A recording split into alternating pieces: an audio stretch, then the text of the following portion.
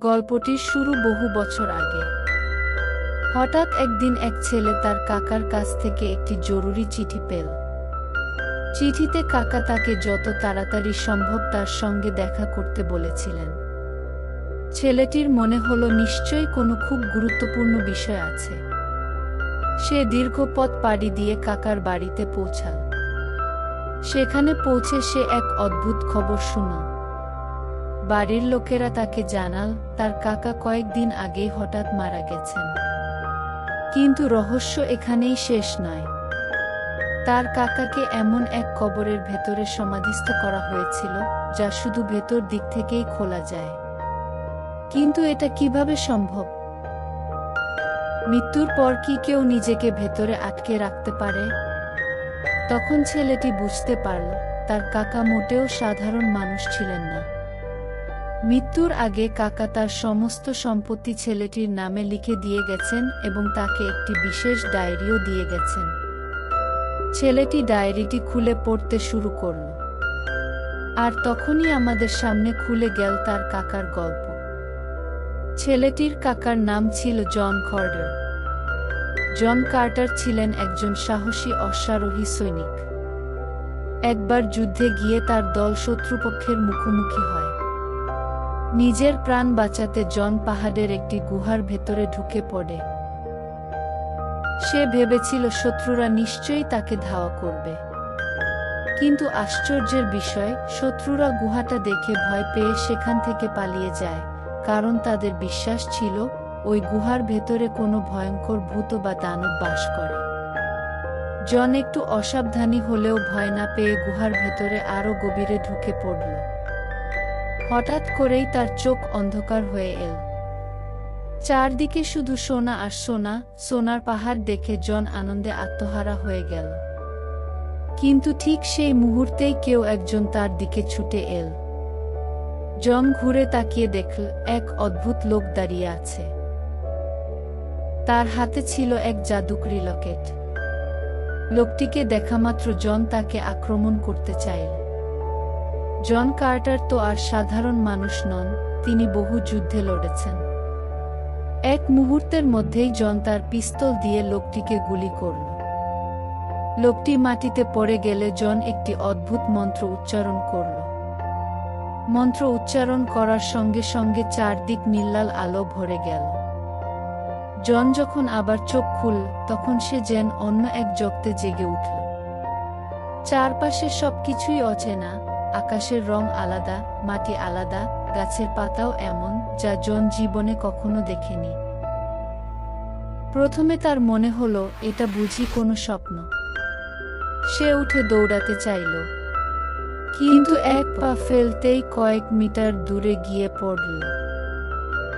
যতবার উঠতে চেষ্টা করে তার শরীর হালকা হয়ে ঘুড়ির মতো উড়ে যায়।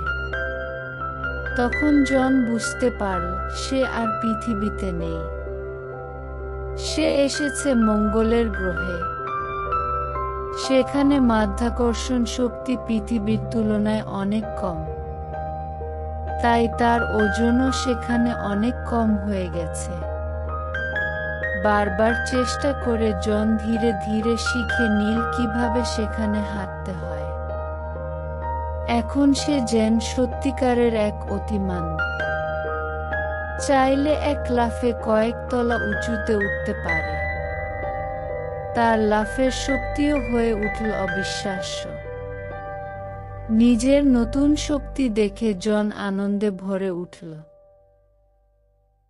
চারপাশে ঘুরে দেখতে গিয়ে সে ঝোপের নিচে লুকিয়ে থাকা এক অদ্ভুত জায়গায় পৌঁছাল। সেখানে সে অনেকগুলো বড় বড় ডিম দেখতে পেল। কিছুক্ষণ পর ডিমগুলো থেকে ছোট ছোট অদ্ভুত সাদা প্রাণী বেরিয়ে আসতে শুরু করল। জন বিস্ময়ে সবকিছু দেখতে লাগল, কারণ পৃথিবীতে এমন দৃশ্য কখনো দেখা যায় না। হঠাৎ দূর থেকে বিকট শব্দ শোনা গেল। একদল ভিনগ্রহের প্রাণী তার দিকে এগিয়ে আসছিল।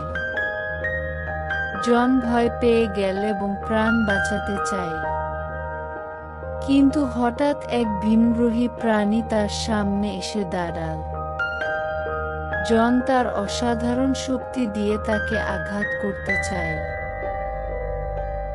ঠিক তখনই পুরো দল তাকে ঘিরে ফেলল।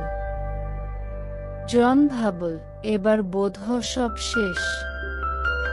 কিন্তু আশ্চর্যজনকভাবে তাদের নেতা সবাইকে থামিয়ে দিল। সেই নেতার নাম ছিল থার্ক।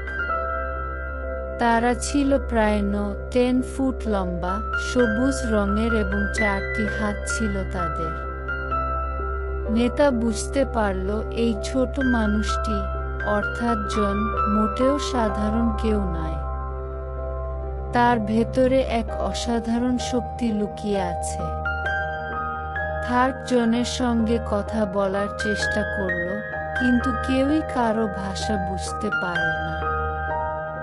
জন যখন তাদের কথাবার্তা নকল করার চেষ্টা করল, তখন এলিয়েনদের মনে তার প্রতি এক অদ্ভুত বিশ্বাস জন্ম নিল।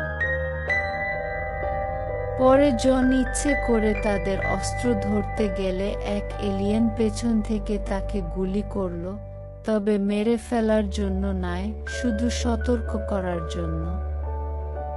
জনকে বন্দি করে নিয়ে যাওয়া হলো এক বিশাল প্রাচীন শহরে, যা এখন প্রায় অন্ধকূপের মতো হয়ে গেছে। সেখানে থার্কদের আরো অনেক গোত্র বাস করত। সবাই বিস্ময়ের চোখে জনের দিকে তাকিয়ে রইল। এই থার্ক জাতির একটি অদ্ভুত নিয়ম ছিল, তারা একে অপরের দায়িত্ব ভাগ করে নেয় না। নেতা চেয়েছিল জন যেন সবার সামনে তার জাদুকরী শক্তি প্রদর্শন করে। কিন্তু জন ছিল ভীষণ জেদি। থার্করা প্রথমে তাকে শক্ত করে ধরে তার দাড়ি কেটে ফেল। তারপর তাকে একটি অদ্ভুত নীল বাটির ভেতরে বসিয়ে দিল। জন কিছু বুঝে ওঠার আগেই তার মুখে ছুরি চালানো হলো। এটা ছিল তাদের অদ্ভুত ধরনের শুদ্ধিকরণের পদ্ধতি। ধীরে ধীরে অচেতন হয়ে অন্ধকার অতল গহ্বরে তলিয়ে গেল। অতল থেকে জেগে উঠে জন দেখল তার চারপাশে সবুজ রঙের ভিনগ্রহের শিশুরা খেলাধুলা করছে। জন ভাবল, এটাই বুঝি পালানোর একমাত্র সুযোগ। কিন্তু সে যতই পালানোর চেষ্টা করল, ততই ভয়ঙ্কর চেহারার এক কুকুরের মতো প্রাণী তার সামনে এসে দাঁড়াল, তাকে শাস্তি দিল। এই দস্যু জাতির নিয়ম অনুযায়ী কোনো শিশু বা সদস্য ভুল করলে তাকে শাস্তি দেন তার শাশুড়ি। ঠিক তখনই পাহাড়ের চূড়া থেকে দস্যুরা সংকেত দিল, শত্রুরা আক্রমণ করেছে। চারদিক জুড়ে ভয়ঙ্কর লড়াই শুরু হয়ে গেল। দস্যুদের নেতা জনকে নিয়ে গিয়ে লুকিয়ে ফেলল। কিছুক্ষণ পর জন আকাশের দিকে তাকিয়ে দেখল একটি বিশাল যুদ্ধজাহাজ আকাশে উঠছে। শত্রুদের শক্তি ছিল অনেক বেশি। তখন দস্যুদের নেতা জন কার্টারকে মঙ্গলের আসল পরিস্থিতি বোঝাতে শুরু করল। সে বলল, এই গ্রহে শুধু দস্যুরাই নয়, আরেকটি জাতি রয়েছে যাদের গায়ের রং লাল। এদের বলা হয় লাল মানুষ বা রেড স্কিন।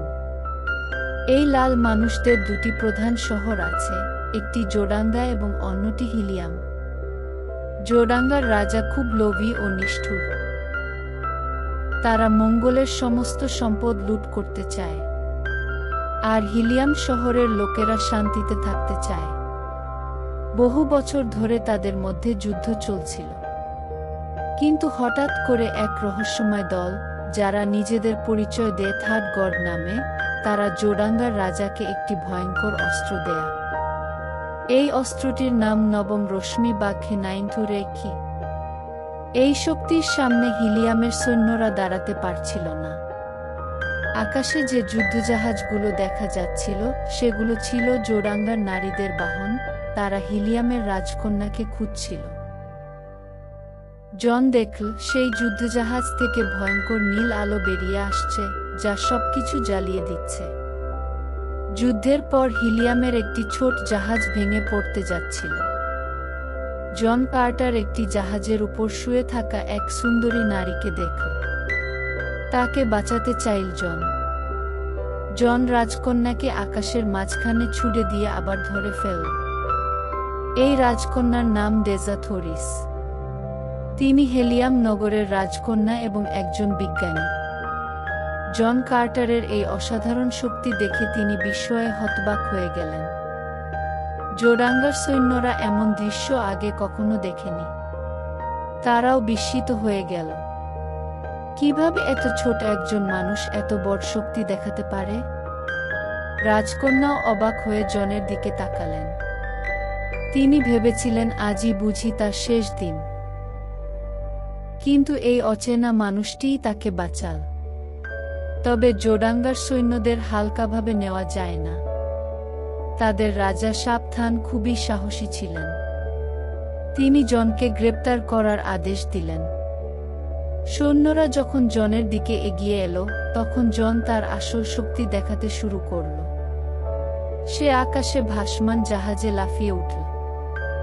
জন জাহাজের কোনো অস্ত্র চালাতে জানত না, কিন্তু নিজের বুদ্ধি দিয়ে সে সেই বিশাল জাহাজটিকে ব্যবহার করতে পারল। সেই জাহাজ দিয়ে জন শত্রুদের অনেকগুলো জাহাজ ধ্বংস করতে লাগল। ঠিক তখনই যাকে সবাই থার্ন মনে করত, এমন এক রহস্যময় ব্যক্তি জোডাঙ্গার রাজাকে থামাল। সে বলল, এই মানুষটিকে হত্যা করো না, আমরা তাকে জীবিত চাই। কিন্তু তারা তাকে জীবিত কেন চায়, এটাই এক বড় রহস্য। যখন জন দেখল জোডাঙ্গার সৈন্যরা আরো শক্তিশালী হয়ে উঠছে, তখন সে রাজকন্যাকে নিয়ে জাহাজ থেকে বাইরে ছুড়ে দিল। তিনি বট করে হাসতে হাসতে থার্কদের কাছে ফিরে গেলেন। থার্করা যখন দেখল জন একাই শত্রুদের পরাজিত করেছে, তখন তারা তাকে বীর হিসেবে গ্রহণ করল। এরপর জন ও রাজকন্যার কথা হলো। রাজকন্যা বললেন, তুমি কি জানো এটা কোন গ্রহ? একে বলে বারসুম, যাকে পৃথিবীর মানুষরা মঙ্গল গ্রহ বলে। কি? এ কথা শুনে জন খুব অবাক হল। সে তো পৃথিবীর একজন সাধারণ সৈনিক ছিল, আর এখন সে লাল গ্রহ মঙ্গলে এসে পড়েছে। বিষয়টা তার জন্য মানিয়ে নেওয়া খুব কঠিন ছিল। রাজকর্ণ ডেজা একজন মহান বিজ্ঞানী ছিলেন। তিনি জনকে বললেন, মঙ্গলের মানুষ খুবই শক্তিশালী। রাজকর্ণ বুঝতে পেরেছিলেন, জন যদি হেলিয়াম নগরের কাছাকাছি থাকে, তবে তারা এই যুদ্ধে জয়ী হবে। কিন্তু জনের মন তখনও পৃথিবীতেই পড়েছিল। সে নিজের বাড়িতে ফিরে যেতে চেয়েছিল। রাজকর্ণ তাকে একটি শর্ত দিলেন। তিনি বললেন, আমি তোমাকে পৃথিবীতে ফিরে যাওয়ার পথ দেখাব, কিন্তু তার বদলে তোমাকে আমাদের সাহায্য করতে হবে। জন রাজি হল। তারপর রাজকর্ণ জনকে থার্কাদের এক প্রাচীন মন্দিরে নিয়ে গেলেন। থার্কাদের মতে সেখানে যাওয়া মানেই নিশ্চিত মৃত্যু। তবু জন ও রাজকন্যা নিজেদের জীবনের ঝুঁকি নিয়ে সেখানে গেল। মন্দিরের ভেতরে তারা যা দেখল তা কোনো জাদুর চেয়ে কম নয়। রাজকন্যা যখন প্রাচীন এক পাথরের উপর লকেটটি রাখল, তখনই সেটি হঠাৎ নীল আলোতে জ্বলে উঠল। টেবিলের উপর মঙ্গলের একটি ছবি ছিল এবং তার সঙ্গে অন্য একটি গ্রহে যাওয়ার পথও আঁকা ছিল।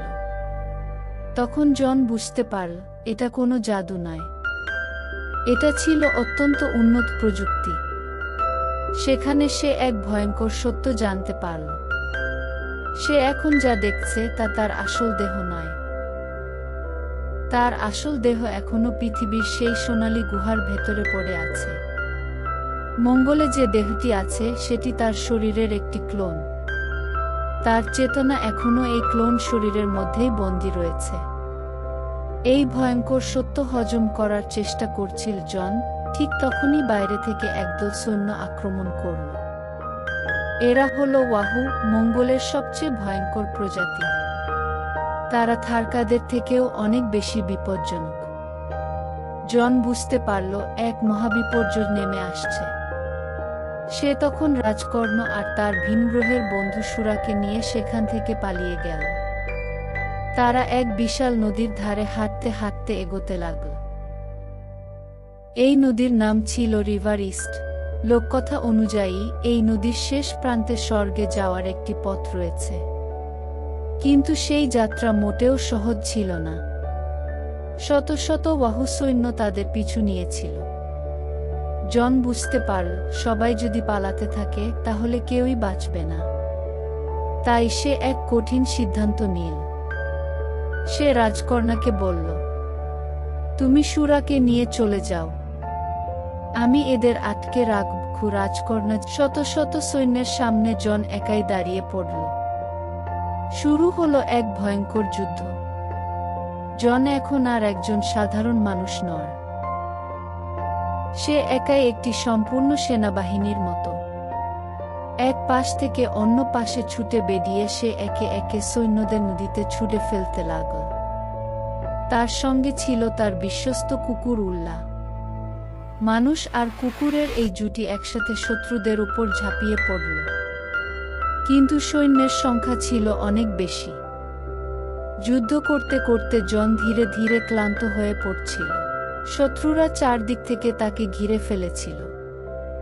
যখন শত্রুরা তাকে হত্যা করতে উদ্যত হল, ঠিক তখনই আকাশ থেকে একটি জাহাজ নেমে এলো। সেটি ছিল হেলিয়াম শহরের একটি জাহাজ। রাজকন্যার বাবা, অর্থাৎ হেলিয়ামের রাজা, তার মেয়েকে বাঁচাতে এসেছিলেন। কিন্তু সেখানে উপস্থিত ছিল জোদাঙ্গার নিষ্ঠুর রাজা সাবধান্স। তখন সে হেলিয়ামের রাজার সামনে একটি শর্ত রাখল, যদি রাজকন্যা আমাকে বিয়ে করতে রাজি হয় তাহলে আমি এই যুদ্ধ থামিয়ে দেব এবং হেলিয়াম শহর ধ্বংস করব না। রাজকন্যা তার জীবনের ভালোবাসাকে ত্যাগ করে সেই নিষ্ঠুর রাজার সঙ্গে বিয়ে করতে রাজি হল। জন যখন অচেতন অবস্থা থেকে জেগে উঠল, সে নিজেকে জোদাঙ্গা শহরের একটি পরিত্যক্ত প্রাসাদে দেখতে পেল। সে দেখল রাজকন্যা তার বিয়ের জন্য প্রস্তুত হচ্ছে। রাজকন্যা যখন জনের সঙ্গে দেখা করতে এলো, তখন তার চোখে জল ছিল। সে জনকে সেই গোপন মন্ত্রটি বলে দিল। রাজকন্যা চেয়েছিল জন যেন পায়ে হেঁটে নিজের বাড়িতে ফিরে যায়। মন্ত্রটি শোনামাত্র জনের শরীরে এক তীব্র শিহরণ অনুভূত হল। রাজকন্যা বাড়ি, তারপর এক রক্তক্ষয়ী সংঘর্ষ শুরু হল। জন একটি কাপড় দিয়ে দানবের সঙ্গীত ঢেকে দিয়ে সমস্ত শক্তি দিয়ে তাকে শেষ করল। সবার অপেক্ষার মাঝেই জন মৃত দানবের দেহ থেকে বেরিয়ে এলো। থার্ক এলিয়েনরা বুঝতে পারল যে তাদের আসল নেতা জনের মতো সাহসী নয়। থার্কের নিয়ম অনুযায়ী জন জেনারেলের সঙ্গে চ্যালেঞ্জ করল। জন জেনারেলের মাথা একটি কাপের মধ্যে আলাদা করে দিল। জোদাঙ্গার রাজা পরাজিত হল।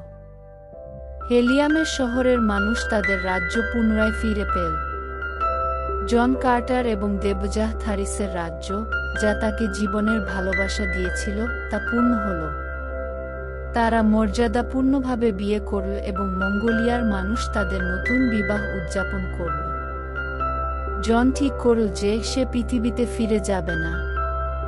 মঙ্গোলিয়ার এই ভূমি এখন তার নতুন ঠিকানা।